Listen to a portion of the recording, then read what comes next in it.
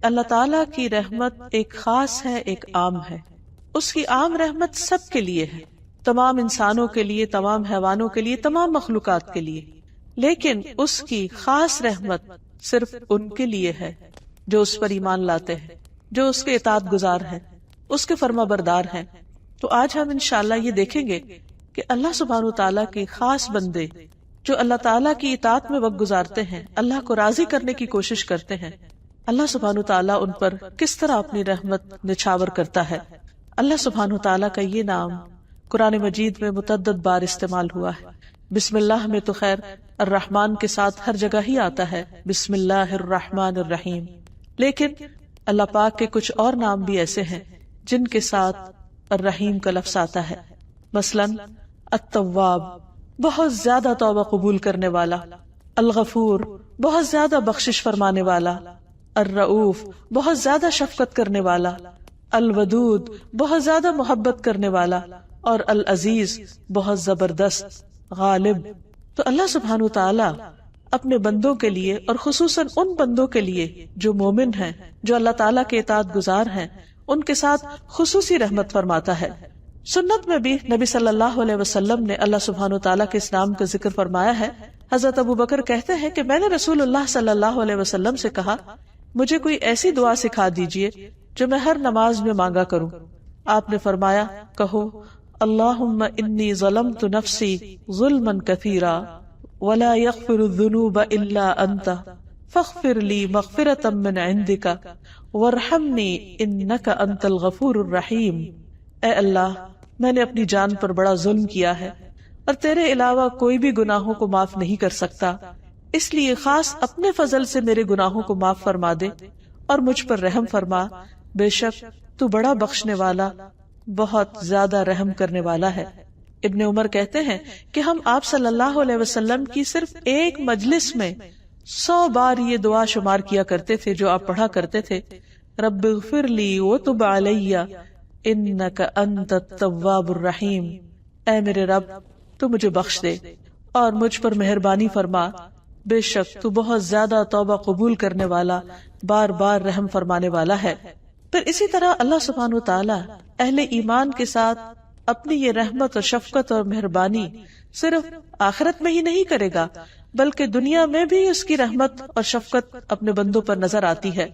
بہت سے جگہوں پر ہم دیکھتے ہیں کہ اللہ سبحانہ وتعالی کا یہ وعدہ ہے کہ اگر تم اللہ کی اطاعت کرو گے، تقوی اختیار کرو گے، تو اللہ تعالیٰ تم پر اپنی رحمت فرمائے گا. سورۃ الحدید میں اللہ تعالیٰ فرماتے ہیں، یا ایھا الذین آمنوا اتقوا اللہ، اے لوگو جو ایمان لائے ہو اللہ سے ڈرو. وآمنوا برسولہ، اور اس کے رسول پر ایمان لے آؤ. یؤتکم کفلین من رحمتہ، وہ اپنی رحمت سے دوہرا حصہ تمہیں دے گا. یعنی تم اگر اللہ کا تقوی اختیار کرو گے اور رسول پر ایمان رکھو گے تو دگنی رحمت پاؤ گے. وَيَجْعَلْ لَكُمْ نُورًا تَمْشُونَ بِهِ، اور تمہیں ایسا نور عطا فرمائے گا جس کے ذریعے تم چلتے رہو گے. وَيَغْفِرْ لَكُمْ، اور تمہارے گناہوں کو بخش دے گا. وَاللَّهُ غَفُورٌ الرحیم، اور اللہ تعالیٰ بخشش فرمانے والا مہربان ہے. نوح علیہ السلام اور ایمان والوں کے لیے اللہ سبحانہ وتعالیٰ نے کس طرح اپنی یہ رحمت ظاہر فرمائی. جو لوگ ان کے ساتھ کشتی پر سوار تھے ان کے لیے کہا گیا، وَقَالَ ارْكَبُوا فِيهَا بِسْمِ اللَّهِ مَجْرَاهَا وَمُرْسَاهَا ان ربی لغفور الرحیم، اور اس نے کہا کہ اس میں سوار ہو جاؤ، اللہ کے نام کے ساتھ ہے اس کا چلنا اور اس کا ٹھہرنا، بے شک میرا رب یقیناً بے حد بخشنے والا اور نہایت رحم کرنے والا ہے. یعنی اس کی یہ رحمت کن پر ہوئی؟ ان پر جو ایمان لا کر نوح علیہ السلام کے ساتھ اس کشتی میں سوار ہو گئے. اگرچہ ہر طرف پانی ہی پانی تھا اور کشتی ہچکولے کھا رہی تھی، لیکن نوح علیہ السلام نے ان کو اشور کرایا کہ اللہ سبحانہ وتعالیٰ بہت مہربان ہے جس نے تمہیں اس عذاب سے نجات دی ہے، وہ آئندہ بھی تم پر اپنی رحمت فرمائے گا. پھر اسی طرح اہل جنت کے لیے اللہ سبحانہ وتعالیٰ فرماتے ہیں، لہم فیہا فاکہۃ ولہم ما یدعون سلام قولا من رب الرحیم. ان کے لیے اس جنت میں بہت پھل ہیں اور ان کے لیے اس میں وہ سب کچھ ہے جو وہ طلب کریں گے، یعنی جو بھی ان کی ساری خواہشات ہیں وہ وہاں پر پوری کر دی جائیں گی. سلام اس رب کی طرف سے کہا جائے گا جو غفور الرحیم ہے. تو اس سے بھی یہ پتہ چلتا ہے کہ جنت جو اللہ تعالیٰ کی رحمت ہے وہ ان لوگوں کے لیے خاص ہے جو اس پر ایمان رکھتے ہیں. دنیا میں بھی اللہ سبحانہ و تعالیٰ نے جو احکامات ہمیں دیے ہیں بعض اوقات ہمیں بظاہر مشکل نظر آتے ہیں، لیکن وہ بھی دراصل اللہ سبحانہ و تعالیٰ کی رحمت ہی کا نتیجہ ہے۔ قرآن مجید میں آتا ہے یا ایھا الذین آمنوا لیستأذنکم الذین ملکت ایمانکم والذین لم یبلغوا الحلم منکم 3 مرات من قبل صلاة الفجر وحین تضعون ثیابکم من الظہیرة ومن بعد صلاة العشاء 3 عورات لکم لیس علیکم ولا علیہم جناح بعدہن طوافون علیکم۔ اے ایمان والو، چاہیے کہ تمہارے لونڈی غلام اور تمہارے نابالغ بچے 3 اوقات میں تم سے اجازت لیں، نماز فجر سے پہلے اور دوپہر کو جب تم اپنے کپڑے اتارتے ہو یعنی آرام کے لیے، قیلولہ کے لیے، اور نماز عشاء کے بعد۔ یہ 3 اوقات تمہارے پردے کے ہیں، ان کے علاوہ تم پر اور ان پر کوئی حرج نہیں، یہ تمہارے پاس آنے جانے والے ہیں۔ یہ گھریلو زندگی کے اندر کے احکامات ہیں جو اللہ سبحانہ تعالیٰ نے دیے ہیں۔ اس میں بظاہر ایک رکاوٹ نظر آتی ہے، لیکن ابن عباس کہتے ہیں بلا شبہ اللہ عز و جل حلیم ہے اور مومنوں پر بہت رحم فرمانے والا ہے، اور وہ پردے کو پسند کرتا ہے، کیونکہ اس دور میں گھروں میں باقاعدہ دروازے نہیں ہوتے تھے اور پردے اور کپڑے کے پردے وغیرہ ہوتے تھے، تو بعض اوقات کوئی خادم آتا، بچہ یا کوئی بچی آ جاتی اور مرد اپنی بیوی کے ساتھ ہوتا، تو اللہ تعالیٰ نے انہیں پردے کے ان اوقات میں اجازت لینے کا حکم دیا۔ تو اللہ تعالیٰ کا یہ حکم مومنوں کے لیے اس کی رحمت کا باعث تھا، یعنی رحمت کی وجہ سے اس نے عطا کیا۔ پھر اسی طرح ہم دیکھتے ہیں کہ مختلف اوقات میں اللہ تعالیٰ اپنے نیک بندوں کی جس طرح دعائیں سنتے ہیں اور جس طرح ان کی فریادیں سن کر ان پر رحم فرماتے ہیں، اس کا ذکر بھی قرآن مجید میں ملتا ہے۔ زکریا علیہ السلام زندگی کے ایک بڑے حصے کو گزار چکے تھے، انتہائی بڑھاپے کی عمر میں پہنچ چکے تھے، لیکن اپنے رب کی رحمت سے کبھی مایوس نہیں ہوئے۔ وہ کہتے ہیں لم اکن بدعائک رب شقیا، اللہ تجھ سے دعا مانگ کر تو میں کبھی بدبخت رہا ہی نہیں، میری دعا تو ہمیشہ سنی گئی، میں کیسے تجھ سے مایوس ہو سکتا ہوں۔ اسی لیے سورۃ مریم میں آتا ہے ذکر رحمت ربک عبدہ زکریا اذ نادى ربه نداء خفيا قال رب انی وهن العظم منی واشتعل الرأس شیبا ولم اکن بدعائک رب شقیا۔ رب کی اپنے بندے زکریا پر رحمت کا ذکر ہے جب اس نے اپنے پروردگار کو چپ کے پکارا اور کہا اے میرے رب، یقیناً میں ہوں کہ میری ہڈیاں کمزور ہو گئیں اور سر بڑھاپے سے شعلے مارنے لگا، یعنی بالکل سفید ہو چکا ہے، اور اے میرے رب میں تجھے پکارنے میں کبھی بھی محروم نہیں ہوا، یعنی تو نے ہمیشہ مجھ پر رحمت کی۔ اور واقعی جب انہوں نے رب کی رحمت کو پکارا تو اللہ سبحانہ وتعالیٰ نے اس بڑھاپے میں، جبکہ وہ خود بھی بوڑھے تھے اور ان کی بیوی بھی بانجھ ہو چکی تھی، ان کی دعا سنی اور انہیں یحییٰ علیہ السلام جیسی اولاد دی، جس کا نام بھی اللہ سبحانہ وتعالیٰ نے خود رکھا۔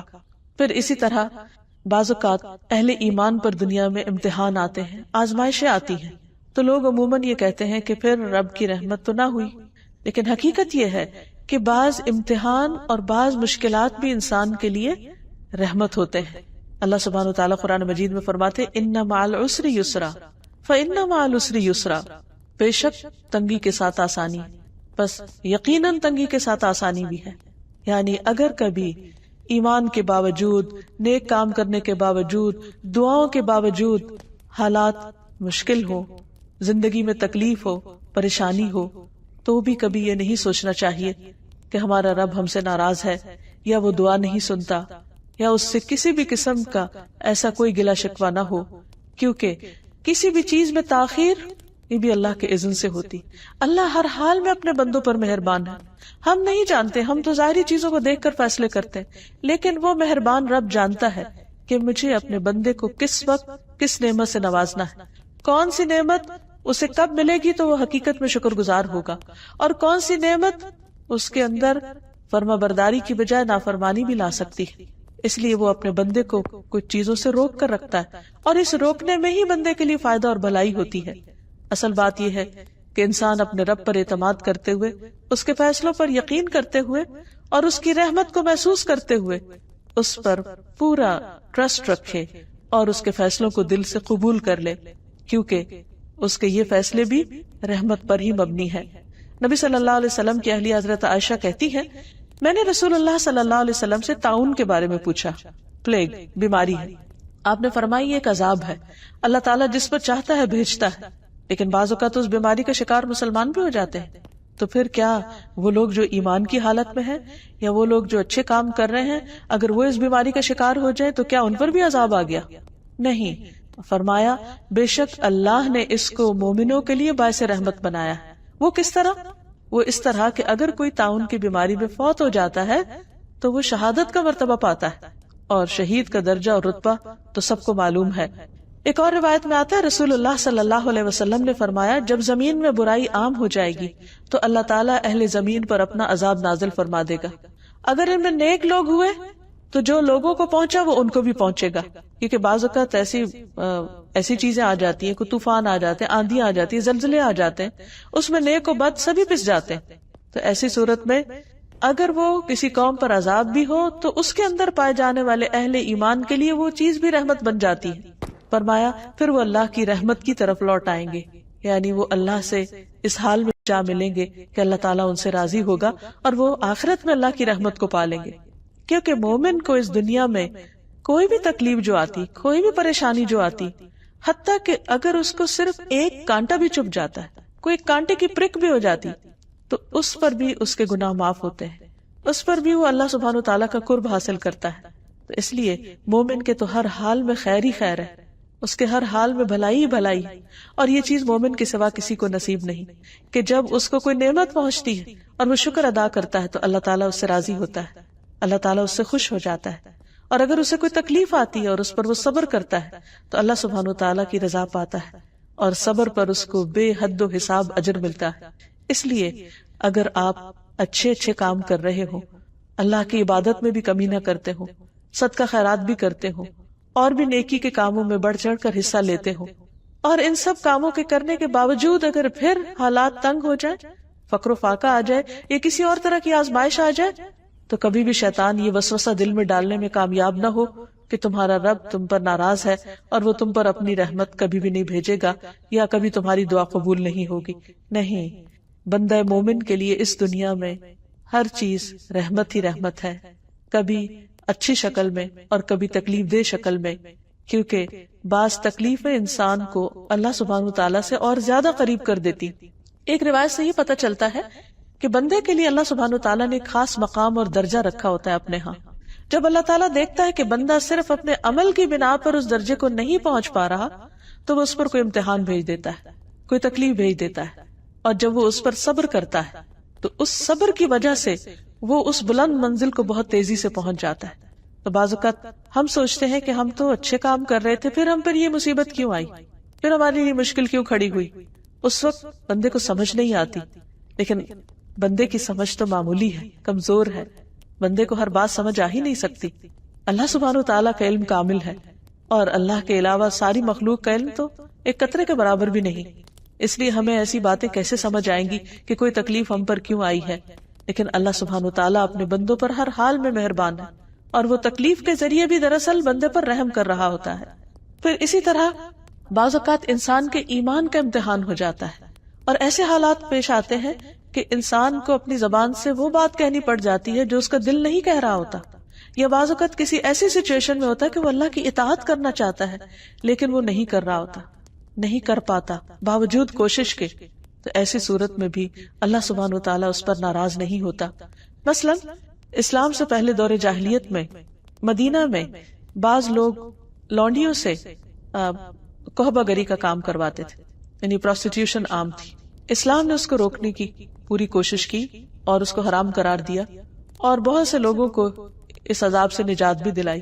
اس کے باوجود بعض لوگ جو مسلمان نہیں تھے وہ اس غلط کام میں ملوث تھے. تو اللہ سبحانہ وتعالیٰ نے ان عورتوں کے لیے خاص طور پر فرمایا وَمَن يُكْرِهُنَّ فَإِنَّ اللَّهَ مِن بَعْدِ إِكْرَاهِهِنَّ غَفُورٌ رَحِيمٌ، کہ وہ عورتیں اگر مجبور کر دی گئی ہیں، وہ خود اسے ناپسند کرتی ہیں لیکن ساتھ مجبور ہے کہ ان کی کوئی سے نہیں، وہ غلام ہیں، ان کی کوئی آزادی نہیں، وہ خود کچھ نہیں کر سکتی، تو اللہ سبحانہ وتعالیٰ ان مجبور لونڈیوں کے لیے غفور الرحیم ہے.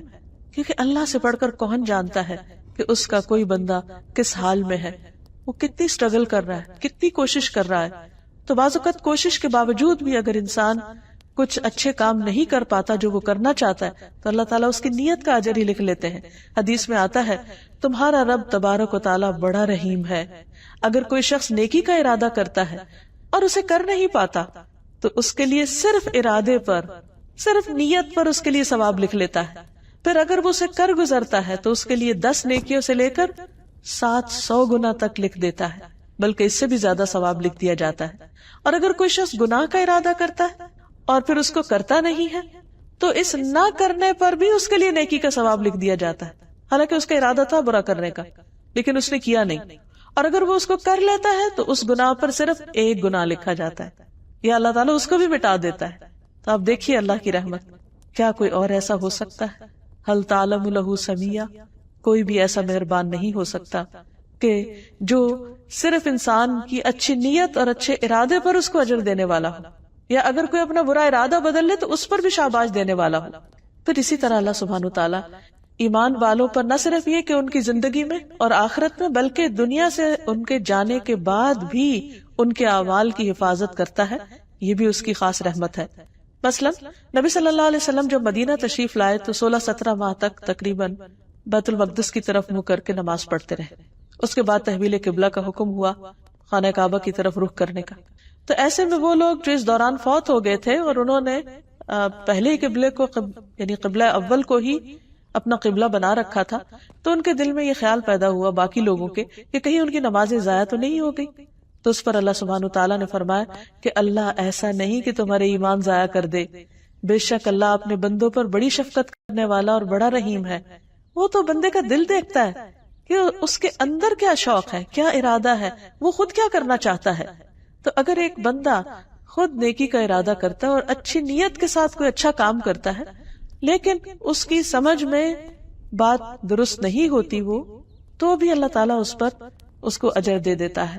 پھر ایمان والوں کی اولاد پر اللہ تعالیٰ رحمت کرتا ہے.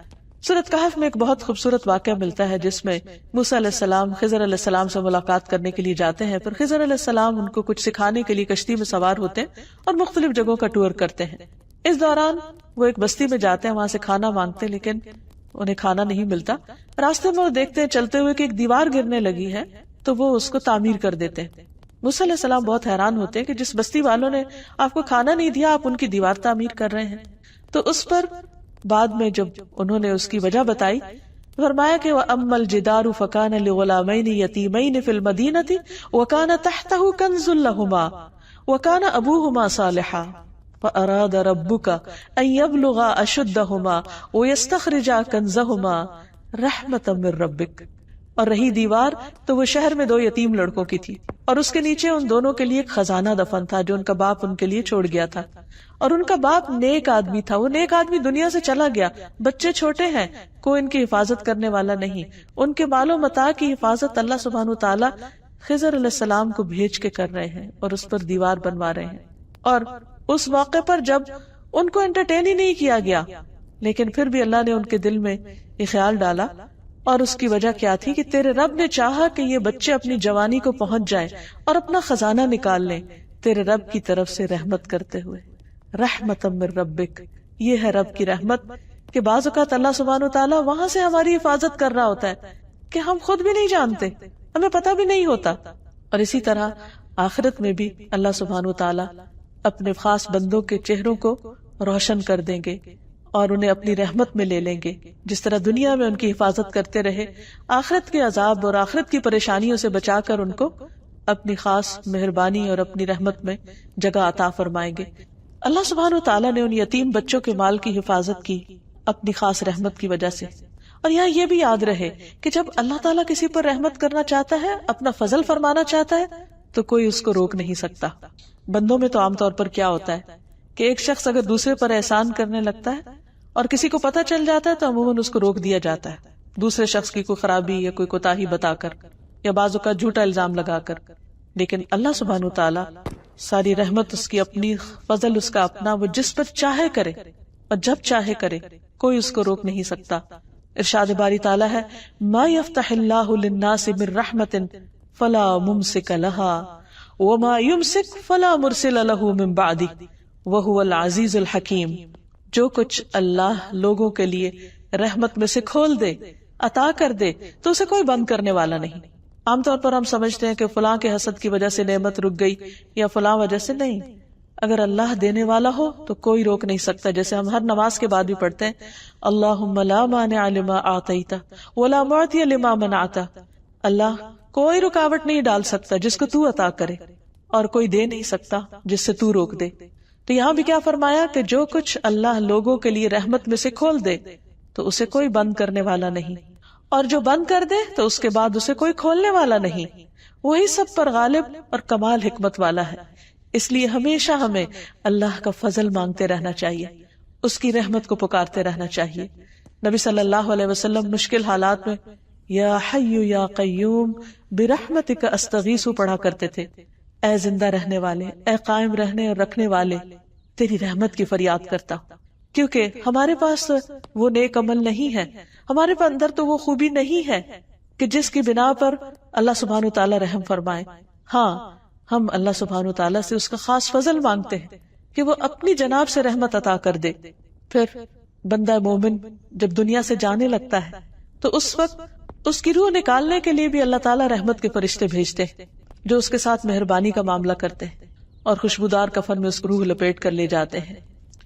تو آئیے یہاں ہم دیکھتے ہیں کہ اللہ سبحانہ تعالیٰ کی رحمت پانے کے اسباب کیا ہیں. ہمیں کیا کرنا چاہیے کہ اللہ سبحانہ تعالیٰ ہم پر اپنی رحمت فرمائے. سب سے پہلی چیز تو اللہ پر ایمان لانا ہے، اس کی اطاعت کرنا ہے، اس کا تقوی اختیار کرنا ہے. لیکن اعمال میں سب سے پہلا عمل جو اللہ سبحانہ تعالیٰ کی رحمت کا باعث بنتا ہے وہ نماز ہے. رسول اللہ صلی اللہ علیہ وسلم نے فرمایا جب تم میں سے کوئی شخص نماز کے لیے کھڑا ہوتا ہے تو رحمت الہی اس کی طرف متوجہ ہوتی ہے، یعنی وہ اللہ کی خاص رحمت میں ہوتا ہے. لہٰذا اسے ادھر ادھر کنکریوں سے نہیں کھیلنا چاہیے، یعنی اسے بھی اللہ کی طرف متوجہ رہنا چاہیے کیونکہ اللہ تعالیٰ اس پر توجہ فرما رہے ہیں.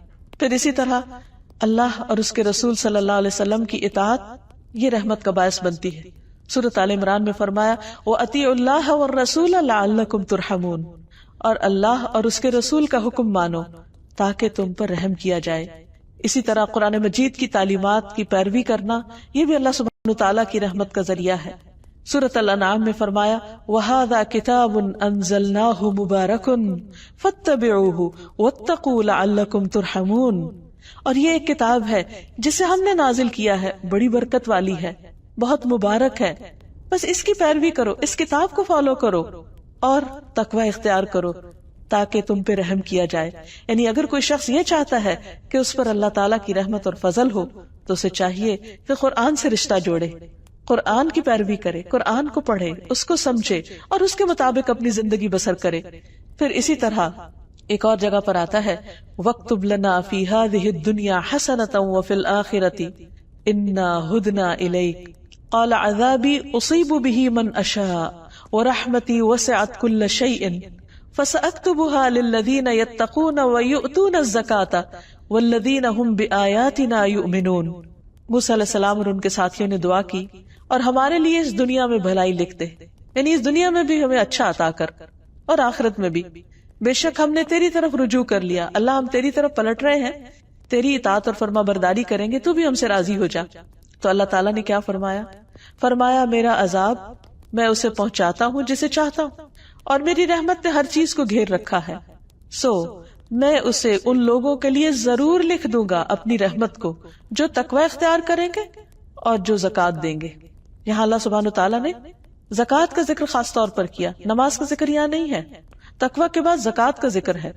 نماز کا ذکر نبی صلی اللہ علیہ وسلم کی حدیث میں ہے کہ نماز کی حالت میں اللہ کی رحمت متوجہ ہوتی ہے، اور یہاں پر اللہ تعالیٰ کا وعدہ ہے کہ جو زکوٰۃ دیں گے ان کے لیے میں لازماً اپنی رحمت لکھ دوں گا، اور ان کے لیے جو ہماری آیات پر ایمان رکھتے ہیں، یعنی قرآن مجید پر کسی قسم کا شک نہیں ہونا چاہیے انسان کو. تو جو شخص یہ چاہتا ہے کہ اللہ اس پر مہربانی کر دے، اللہ تعالیٰ اس کی مشکلات آسان کر دے، تو اس کے لیے لازم ہے کہ وہ اللہ تعالیٰ سے ڈرنے والا ہو، اللہ تعالیٰ کی فرما برداری کرنے والا ہو، نہ صرف یہ کہ اپنی جسمانی عبادات میں بلکہ اپنی مالی عبادت میں بھی. پھر اسی طرح قرآن مجید کو خاموشی سے سننے پر بھی رحمت کا وعدہ ہے. فرمایا وَإِذَا قُرِئَ الْقُرْآنُ فَاسْتَمِعُوا لَهُ وَأَنصِتُوا لَعَلَّكُمْ تُرْحَمُونَ، اور جب قرآن پڑھا جائے تو اسے غور سے سنو اور خاموش رہو شاید کہ تم پر رحم کیا جائے. یعنی قرآن مجید اتنی معزز کتاب ہے، اللہ تعالیٰ کا کلام ہے، اللہ تعالیٰ کا فرمان ہے، لہذا جو اس پر توجہ کرے گا، جو اس کو امپورٹنس دے گا، وہ بھی اللہ سبحانہ تعالیٰ کی خاص رحمت میں ہوگا۔ پھر اسی طرح استغفار یعنی اپنے گناہوں کی معافی مانگنا۔ اللہ تعالیٰ فرماتے ہیں لولا تستغفرون اللہ لعلکم ترحمون، سورۃ النمل میں فرمایا صالح علیہ السلام نے اپنی قوم سے کہا تم اللہ سے بخشش کیوں نہیں طلب کرتے، یعنی گناہ ہو چکے، زیادتیاں ہو چکی تو پلٹ آؤ، استغفار کر لو تاکہ تم پر رحم کیا جائے۔ یعنی اگر کوئی شخص یہ سمجھتا ہے کہ اس سے بہت گناہ ہو گئے ہیں اور وہ اللہ کی رحمت سے اب محروم ہے، تو یہ سوچنے کے بجائے اسے فوراً پلٹ آنا چاہیے، گناہوں کو چھوڑ دینا چاہیے اور اللہ تعالیٰ سے معافی مانگتے ہوئے اللہ کی رحمت کو پکارنا چاہیے۔ ایک اور جگہ پر آتا ہے سورۃ النساء میں وَمَن يَعْمَلْ سُوءًا أَوْ يَظْلِمْ نَفْسَهُ ثُمَّ يَسْتَغْفِرِ اللَّهَ يَجِدِ اللَّهَ غَفُورًا رَحِيمًا، اور جو بھی کوئی برا کام کرے یا اپنی جان پر ظلم کرے پھر اللہ سے بخشش مانگے، وہ اللہ کو بے حد بخشنے والا نہایت رحیم پائے گا۔ یعنی جس سے بھی برائی ہو جائے، جس سے بھی کوئی غلطی ہو جائے، چھوٹی ہو یا بڑی ہو، اپنی جان پہ کوئی ظلم ہو جائے، خود کے ساتھ زیادتی ہو جائے اور پھر توبہ کر لے تو اللہ تعالیٰ توبہ قبول کر لے گا۔ جیسے آدم علیہ السلام نے جب وہ بھول کر اس درخت کا پھل کھا بیٹھے اور ان سے جنت کے لباس اتروا لیے گئے، تو اللہ سبحانہ تعالیٰ سے جب انہوں نے معافی مانگنا چاہی تو اللہ تعالیٰ نے رحمت فرماتے ہوئے خود ان کو کلمات سکھا دیے کہ کن الفاظ میں تم مجھ سے دعا کرو تو میں تمہاری دعا قبول کروں گا۔ تو انہوں نے کیا کہا، ربنا ظلمنا انفسنا وان لم تغفر لنا وترحمنا لنکونن من الخاسرین، اے ہمارے رب ہم نے اپنی جانوں پر ظلم کیا، اگر تو نے ہمیں بخشا نہیں اور تو نے ہم پر رحم نہیں کیا تو ہم ضرور نقصان اٹھا جائیں گے۔ تو اللہ سبحانہ تعالیٰ نے ان کو بخش دیا۔ تو یہی سبق ہمارے لیے، آدم کی اولاد کے لیے بھی یہی راہ ہے کہ گناہ ہو جائے تو فوراً پلٹ آؤ، اللہ سے معافی مانگ لو، اور اللہ تعالیٰ التواب الرحیم ہے۔ ایک اور جگہ پر آتا ہے سورۃ الانعام میں وَإِذَا جَاءَكَ الَّذِينَ يُؤْمِنُونَ بِآيَاتِنَا فَقُلْ سَلَامٌ عَلَيْكُمْ كَتَبَ رَبُّكُمْ عَلَى نَفْسِهِ الرَّحْمَةَ أَنَّهُ مَنْ عَمِلَ مِنْكُمْ سُوءًا بِجَهَالَةٍ ثُمَّ تَابَ مِنْ بَعْدِهِ وَأَصْلَحَ فَإِنَّهُ غفور الرحیم۔ اور جب تیرے پاس وہ لوگ آئیں جو ہماری آیات پر ایمان رکھتے ہیں، یعنی اہل ایمان، تو آپ کہیے کہ سلام ہو تم پر، تمہارے رب نے رحم کرنا اپنے اوپر لازم کر رکھا ہے کہ بے شک حقیقت یہ ہے کہ تم میں سے جو شخص جہالت سے کوئی برائی کر لے، لا علمی سے، پھر اس کے بعد توبہ کر لے اور اصلاح کر لے تو یقیناً وہ بے حد بخشنے والا، نہایت رحم فرمانے والا ہے۔ تو اس سے پتہ چلتا ہے کہ اللہ سبحانہ تعالیٰ کی رحمت ان لوگوں کے لیے ہے جو توبہ کرتے ہیں۔ پھر اسی طرح اللہ کا ذکر اللہ کی رحمت کا سبب بنتا ہے۔ حضرت یسیرہ جو مہاجر صحابیات میں سے تھی، ان سے مروی ہے کہ نبی صلی اللہ علیہ وسلم نے ہم سے فرمایا، اے مسلمان عورتوں، اپنے اوپر لا الہ الا اللہ، سبحان اللہ اور اللہ کی پاکی بیان کرنا لازم کر لو، غافل نہ رہا کرو کہ رحمت الہی کو فراموش کر دو۔ یعنی ذکر سے غفلت رحمت سے دوری کی علامت ہے، اور جو ہی انسان اللہ کا ذکر کرنے لگتا ہے تو اللہ تعالیٰ کی رحمت اس کی طرف متوجہ ہو جاتی ہے۔ اور ان تسبیحات کو انگلیوں پر شمار کرو، یعنی انگلیوں پر گنا کرو اس ذکر کی تسبیح کو، کیونکہ قیامت کے دن ان سے بھی پوچھ گچھ ہوگی، ہاتھوں سے بھی سوال کیا جائے گا کہ کس کام میں لگے رہے، اور انہیں بولنے کی قوت دی جائے گی۔ تو جب یہ بولیں گے تو کیا بولیں گے؟ جو تسبیحات ان پہ پڑی ہوگی وہ بول کے انسان کے حق میں گواہی دیں گے۔ پھر اسی طرح رسول اللہ صلی اللہ علیہ وسلم نے فرمایا، جو لوگ اللہ کے ذکر کے لیے بیٹھتے ہیں، یعنی اکٹھے بیٹھتے ہیں، فرشتے انہیں گھیر لیتے ہیں، رحمت انہیں ڈھانپ لیتی ہے، سکینت ان پر اترتی ہے، اور اللہ تعالیٰ ان کا ذکر اپنے پاس موجود فرشتوں میں کرتے ہیں۔ پھر اسی طرح دوسروں کو معاف کر دینا چاہیے۔ اگر انسان یہ چاہتا ہو کہ اس پر اللہ سبحانہ و تعالیٰ کی رحمت ہو تو اسے چاہیے کہ وہ بندوں پر رحم کرے اور بندوں کے قصور معاف کر دے۔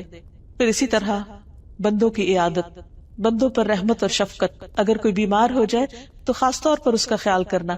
رسول اللہ صلی اللہ علیہ وسلم نے فرمایا، جب کوئی شخص اپنے کسی مسلمان بھائی کی عیادت کرتا ہے تو وہ جنت کے باغات میں چلتا ہے یہاں تک کہ بیٹھ جائے، اور جب وہ مریض کے پاس بیٹھ جاتا ہے تو اللہ کی رحمت اسے ڈھانپ لیتی۔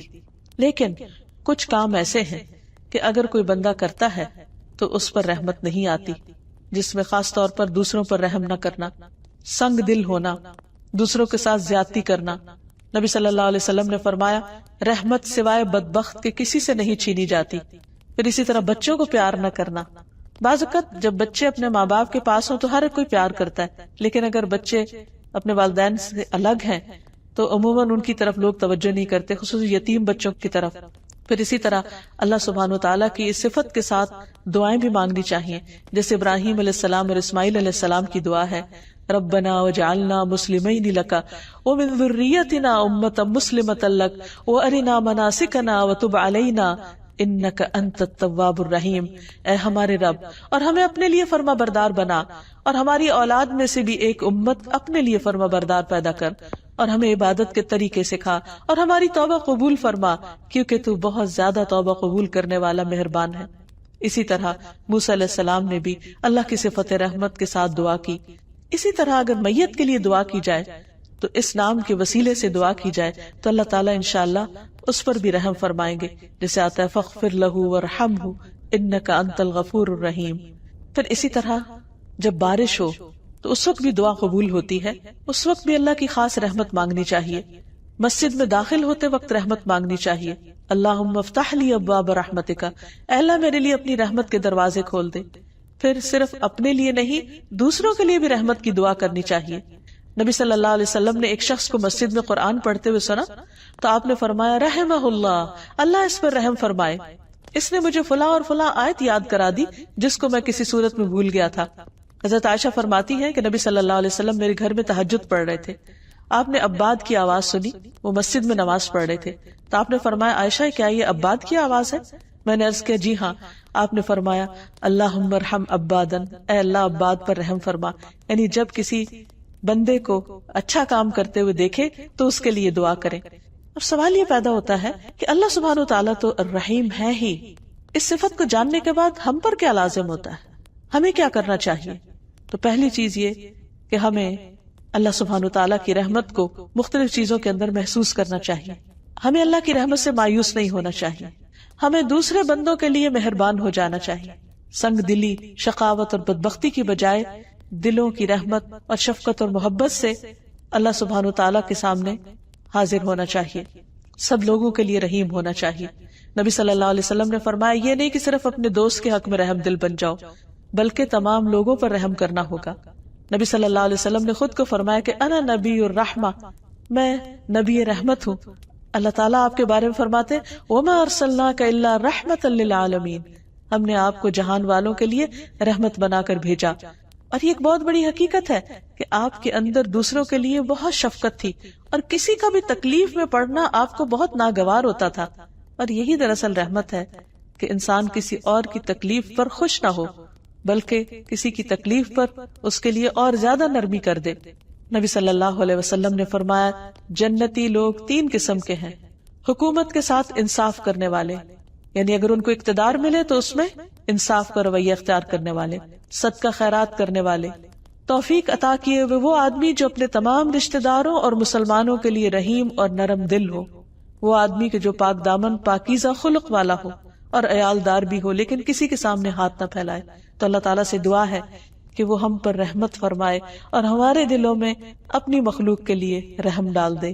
وآخر دعوانا ان الحمد للہ رب العالمین۔